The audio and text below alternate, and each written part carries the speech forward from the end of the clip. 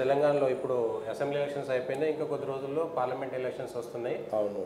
తెలంగాణ గొంతు ప్రజల్లో వినబడాలంటే, పార్లమెంట్లో వినబడాలంటే బీఆర్ఎస్ఏ గెలవాలి, గెలిస్తేనే తెలంగాణ గొంతు వినబడుతుంది అనేటువంటిది కూడా టీఆర్ఎస్ ఒక మాట అంటుంది.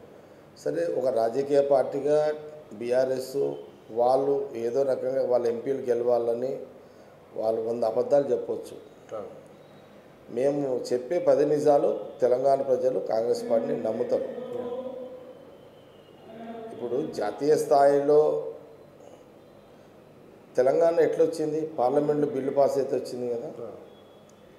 బిల్లు పాస్ అయ్యేటప్పుడు కేసీఆర్ తెలంగాణ పార్లమెంట్లో ఉన్నాడా? లేడు కదా. ఆ రోజు ఎవరు? సోనియా గాంధీ, రాహుల్ గాంధీ కదా. మా తెలంగాణ కాంగ్రెస్ పార్టీ ఎంపీలే కదా చేసినారు.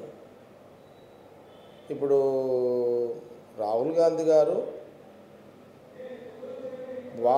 వారి నాయకత్వంలో పార్లమెంట్లో కాంగ్రెస్ పార్టీ అధికారం ఉంటే ఆ రోజు అధికారం ఉంది, తెలంగాణ వచ్చింది. ఈసారి మళ్ళీ అధికారం వస్తే ఇంకా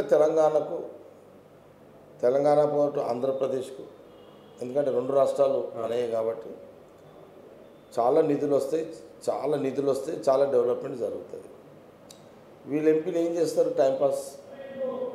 టైంపాస్ ఎంపీలు అవుతారు. బీఆర్ఎస్ వాళ్ళు టైంపాస్ ఎంపీలు అవుతారు. కాబట్టి గెలిస్తే వాళ్ళు టైంపాస్ చేయడం తప్ప టైంపాస్ చేయడానికి తప్ప ఇంకా దేనికి పనికిరాదు. తెలంగాణకు ఎందుకు పని చేస్తారు? ఓకే, అవును. మీరు 9 ఏళ్ళు 2 టర్న్లు ప్రజలు మీకు ఇచ్చారు కదా. పోనీ ఏం చేసారు? ఏం ఒరగొట్టారు మీరు? ఇది చేసినాము, ఒరగొట్టింది ఏది లేదు కదా. ఏదో నోరు ఉంది కదా, మాట్లాడాలి, ప్రజలని మభ్యపెట్టాలి, ప్రజలను మోసం చేయాలి. అదొక టైపు క్లాసెస్ వాళ్ళు తీసుకొని ట్రైనింగ్లలో వాళ్ళు అట్లా ప్రజలను మోసం చేసే దాంట్లో దిట్ట.